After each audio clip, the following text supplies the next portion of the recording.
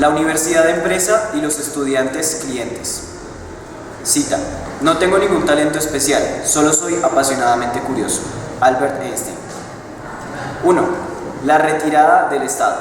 Antes de pasar a leer algunas páginas de los grandes clásicos de la literatura, quisiera detenerme un momento en los efectos catastróficos que la lógica del beneficio ha producido en el mundo de la enseñanza.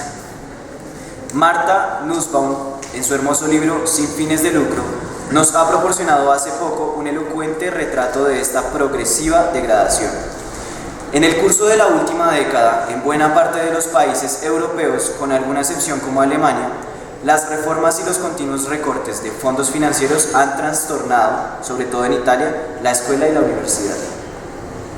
De manera progresiva, pero muy preocupante, el Estado ha iniciado un proceso de retirada económica del mundo de la enseñanza y la investigación básica.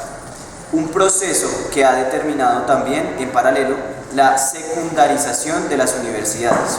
Se trata de una revolución copernicana que en los próximos años cambiará radicalmente la función de los profesores y la calidad de la enseñanza. Casi todos los países europeos parecen orientarse hacia el descenso de los niveles de exigencia para permitir que los estudiantes superen los exámenes con más facilidad, en un intento ilusorio de resolver el problema de los que pierden el curso. Para lograr que los estudiantes se gradúen en los plazos establecidos por la ley y para hacer más agradable el aprendizaje, no se piden más sacrificios, sino al contrario, se busca atraerlos mediante la perversa reducción progresiva de los programas y la transformación de las clases en un juego interactivo superficial, basado también en la proyección de diapositivas y el suministro de cuestionarios de respuesta múltiple. Pero hay algo más. En Italia, donde el problema de los que pierden el curso alcanza dimensiones preocupantes, las universidades que logran el objetivo de graduar a un estudiante en los años previstos por la ley reciben el premio de una financiación ad hoc. Los centros que, por el contrario, no satisfacen los protocolos ministeriales sufren sanciones. De este modo, si se matriculan 1.000 estudiantes en el año 2012, 1.000 graduados deberán tener su título final del trienio, una aspiración noble y legítima si a los legisladores, además de cuantitas, les interesara también la qualitas, cuantidad o cualidad. Por desgracia, sin embargo, renunciando a evaluar con qué competencias reales concluyen su ciclo de estudios los nuevos titulados, el mecanismo en acto se transforma en una estratagema que empuja a las universidades, cada vez más comprometidas por la penuria de fondos en la búsqueda poco escrupulosa de subvenciones, a hacer lo imposible para producir nuevas jornadas de titulados. 2. Los estudiantes clientes. A los estudiantes, como ha subrayado Simon Leys en una lección sobre la decadencia del mundo universitario, en algunos centros canadienses se los considera ya como clientes. El mismo resultado se desprende también de una minuciosa investigación sobre el funcionamiento de una de las más importantes universidades privadas del mundo. En Harvard, según informa Emmanuel Jaffelin en Le Monde, del 28 de mayo de 2012, las relaciones entre profesores y estudiantes parecen fundarse sustancialmente en una suerte de clientelismo. Dado que paga muy cara la matrícula en Harvard, el estudiante no solo espera de su profesor que sea docto, competente y eficaz, espera que sea sumiso, porque el cliente siempre tiene la razón. En otros términos, las deudas contraídas por los alumnos estadounidenses para financiar sus estudios, cercanas a los $1.000 millardos, los obligan a ir más a la búsqueda de ingresos que de saber. En efecto, el dinero que los matriculados vierten en las arcas universitarias ocupa un puesto de primer rango en los presupuestos elaborados por los rectores y los consejos de administración.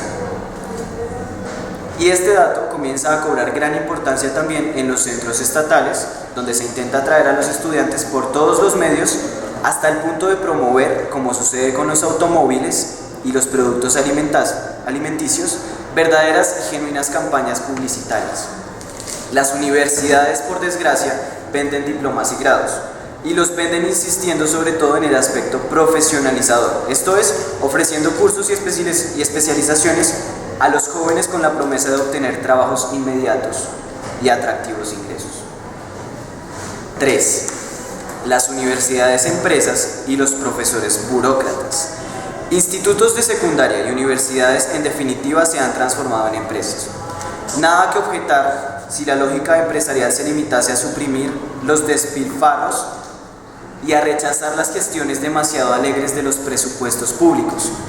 Pero en esta nueva visión, el cometido ideal de los directores de instituto y rectores parece ser sobre todo el de producir diplomados y graduados que puedan insertarse en el mundo mercantil. Desposeídos de sus habituales vestimentas de docentes y forzados a ponérselas de gestores, se ven en la obligación de cuadrar las cuentas con el fin de hacer competitivas las empresas que dirigen. También los profesores se transforman cada vez más en modestos burócratas al servicio de la gestión comercial de las empresas universitarias. Pasan sus jornadas llenando expedientes, realizando cálculos, produciendo informes, a veces inútiles, para estadísticas, intentando cuadrar las cuentas de presupuestos cada vez más magros, respondiendo cuestionarios, preparando proyectos para obtener míseras ayudas, interpretando circulares ministrales confusas y contradictorias. El año académico transcurre velozmente al ritmo de un incansable metrónomo burocrático que regula el desarrollo de consejos de todo tipo, de administración, de doctorado, de departamento, de curso de graduación y de interminables reuniones asamblearias.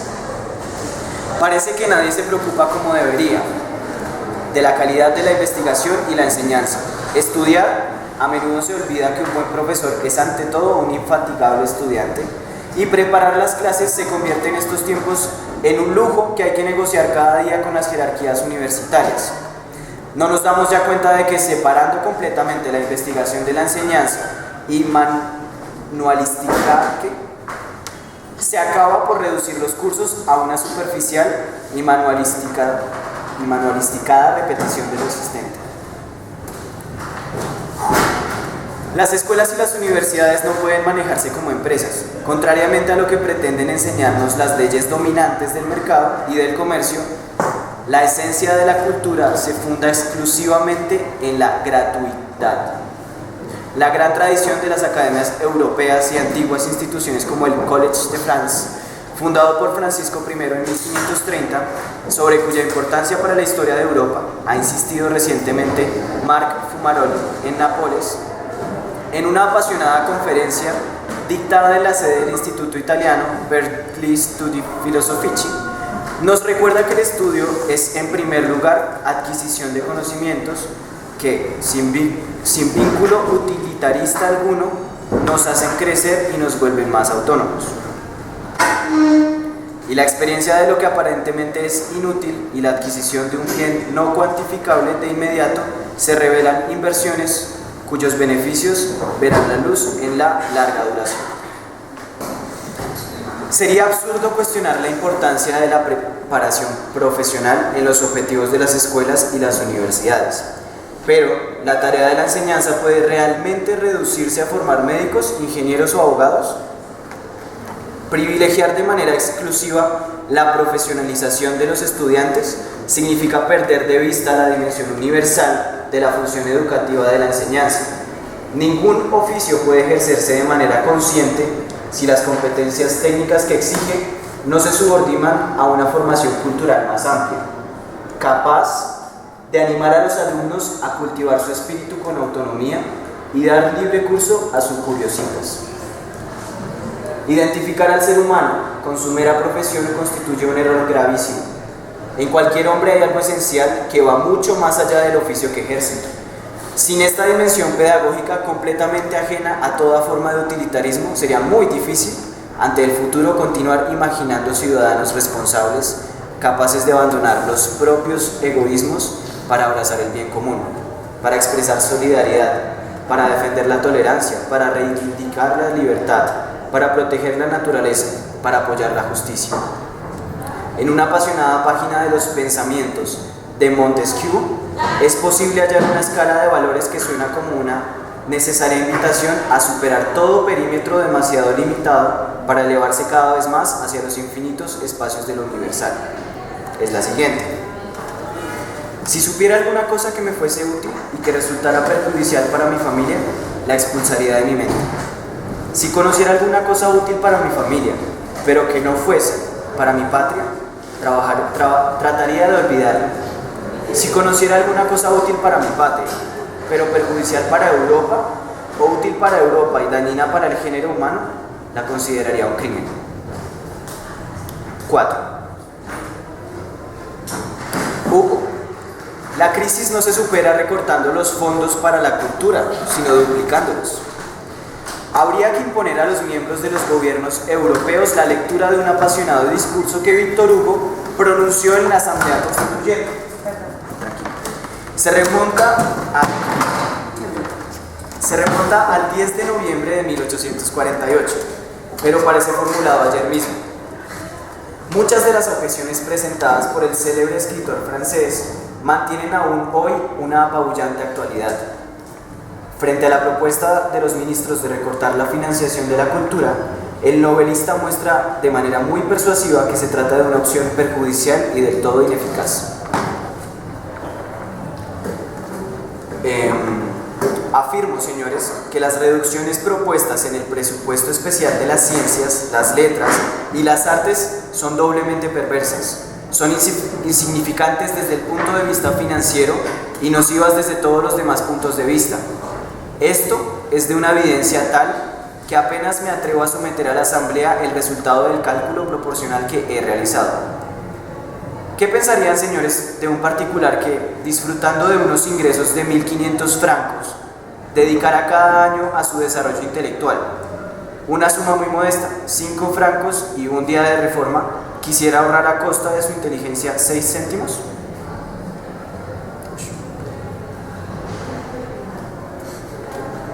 Un ahorro ridículo para el Estado que sin embargo se revela mortal para la vida de bibliotecas, museos, archivos nacionales, conservatorios, escuelas y muchas otras importantes instituciones, y entre ellas Hugo cita el Collège de France, el Museo de Historia Nacional, la Escuela de Paleografía y numerosos centros culturales de los que Francia debería sentirse orgullosa. De un solo plumazo en los presupuestos, los recortes terminarán por humillar a toda la nación y al mismo tiempo a las pobres familias de artistas y poetas abandonadas a su suerte sin ayuda. Cito: un artista, un poeta, un escritor célebre trabaja toda la vida, trabaja sin pensar en enriquecerse, muere y deja a su país mucha gloria con la sola condición de que se proporciona a su viuda e hijos un poco de pan. Pero error aún más grave es que el rigor del gasto se aplica en el momento equivocado, cuando el país necesitaría, por el contrario, potenciar las actividades culturales y la enseñanza pública. ¿Y en qué momento se elige? Aquí está, a mi juicio, el error político grave que le señalaba al principio. ¿Qué momento se elige para poner en cuestión todas estas instituciones a la vez? El momento en el que son más necesarias que nunca, el momento en el que, en vez de reducirlas, habría que extenderlas y ampliarlas. Cuando una crisis atenaza a una nación, es más necesario que nunca duplicar los fondos destinados a los saberes y a la educación de los jóvenes, para evitar que la sociedad caiga en el abismo de la ignorancia. ¿Cuál es el gran peligro de la situación actual? La ignorancia. La ignorancia aún más que la miseria. Y en un momento como este, ante un peligro tal, se piensa en atacar, mutilar, socavar todas esas instituciones que tienen como objetivo expreso perseguir, combatir, destruir la ignorancia. Para Hugo, no basta solo con proveer a la iluminación de las ciudades, pues también puede hacerse de noche en el mundo moral. Si solo se piensa en la vida material, ¿quién proveerá a encender las antorchas para las mentes? Pero si quiero ardiente y apasionadamente el pan del obrero, el pan del trabajador, que es un hermano. Quiero además el pan de la vida, el pan del pensamiento, que es también el pan de la vida. Quiero multiplicar el pan del espíritu como pan del cuerpo. A la enseñanza pública le incumbe la delicada tarea de apartar al hombre de las miserias del utilitarismo y educarlo en el amor para el desinterés y por lo bello.